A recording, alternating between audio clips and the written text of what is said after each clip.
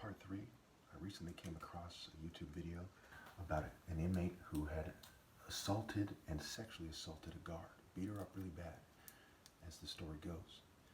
Now, people in the comments were saying that that a prosecutor had said that he wouldn't be surprised if this happened again or something like that. Now let's look at this thing, shall we? Let's ask ourselves why, instead of he is black, that's all we need to know. So why did this happen? If somebody kidnapped your kid and you said, why did they do that? Would you want to know why? Or would you just say, he's black and that's all we need to know? So why then don't we ask why as a society? Well, I have 11 points I'm going to make. They're going to shed light on why. And you're going to ask yourself, why don't we hold the true aggressors accountable by the time I'm done? Number one, who is in charge here anyway? As this occurred, who's in charge? A bunch of black guys in the governments, Native Americans, Hispanics, Asians. Who's in charge here? Who has the money? Who has the influence? Who has the numbers? You know, who controls the marketing and impresses on people what cultures they should be a part of? Who allowed some black people to get rich and not others? Who's in charge of the processes in society anyway?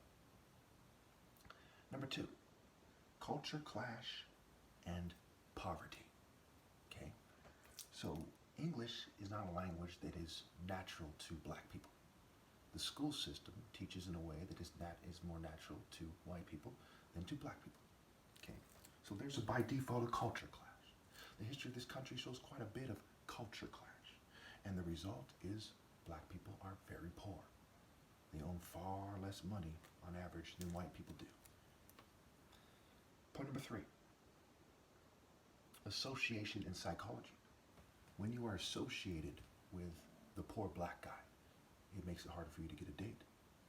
The psychology in society, stoners look at you hard. Recently there was a bunch of robberies here in the Bay Area, smash and grabs. When I go into a store, I feel a little bit awkward. People know me in these stores, and there's still an awkward feeling. Okay, even if I go to a food store, okay, it is pretty bad, the association and the psychology. Okay. Four, the warrior versus nerd and craftsman.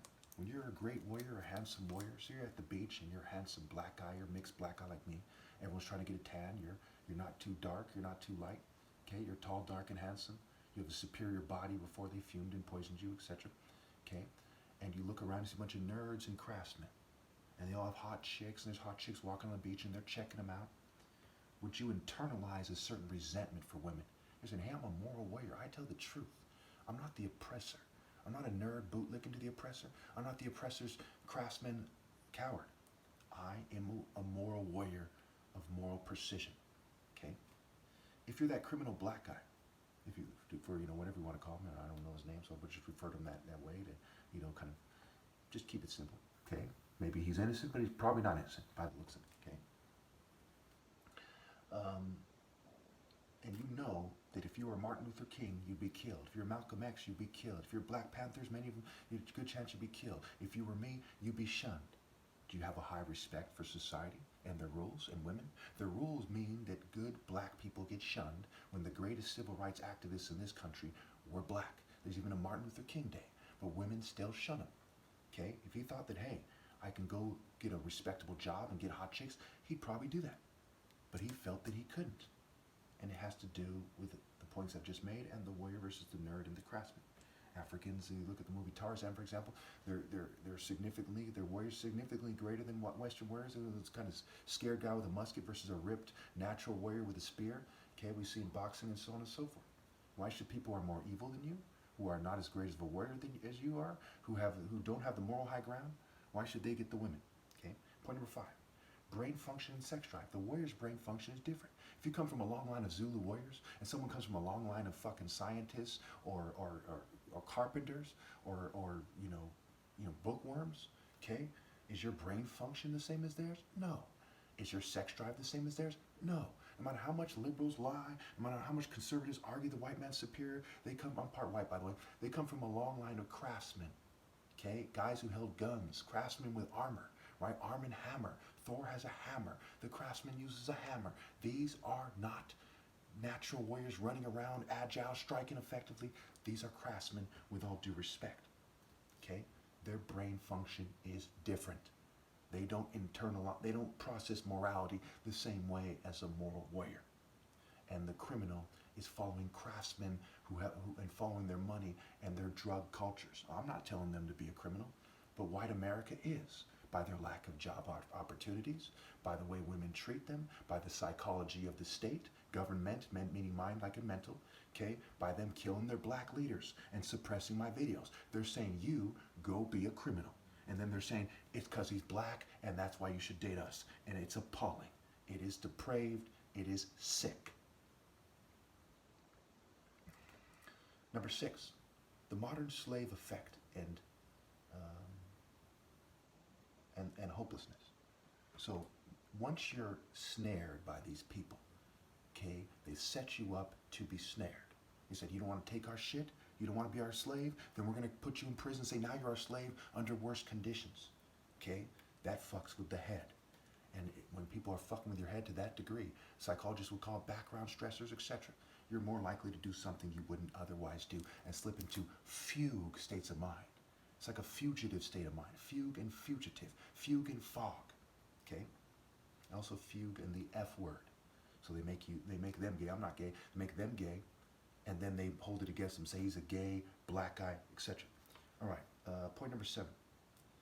The gold digger and unfocused women, aka shunning.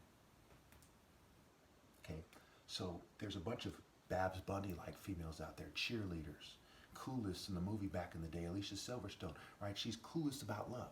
If she's clueless about love, is she clueless about the black man's plight and that you don't have to be an R&B singer to be a romantic black guy? Is she likely to date a black guy? No.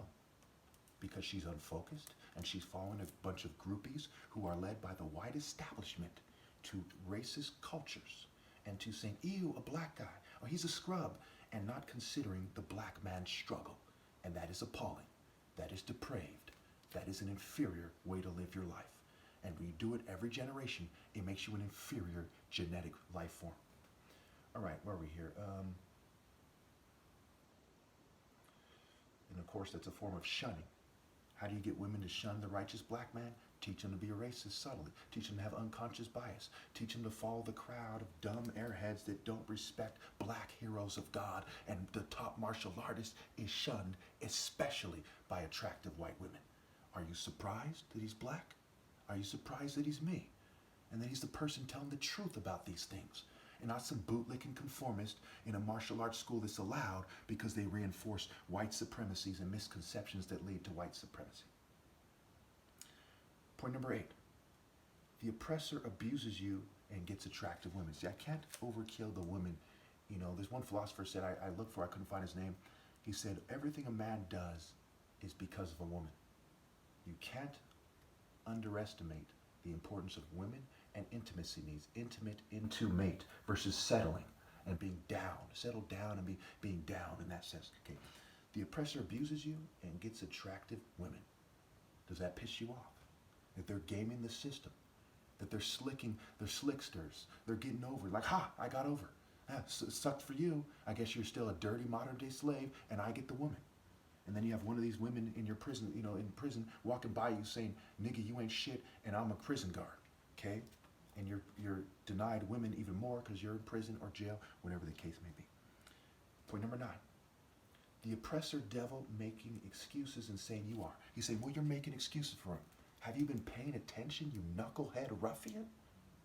I have just proven to a T that it is more society's fault than that person.